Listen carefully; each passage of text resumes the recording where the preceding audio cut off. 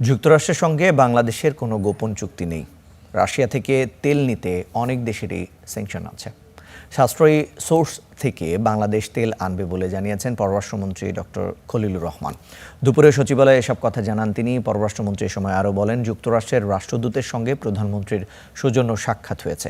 এ সময় দুদেশের সম্পর্ক কেমন হবে, উন্নয়ন সহযোগিতা, রোহিঙ্গাদের সহযোগিতা অব্যাহত রাখা নিয়ে আলোচনা হয়েছে। জ্বালানি সিকিউরিটির জন্য দেশটি সাহায্য করবে বলেও জানান পররাষ্ট্রমন্ত্রী। আমাদের প্রতি আমাদের জ্বালানি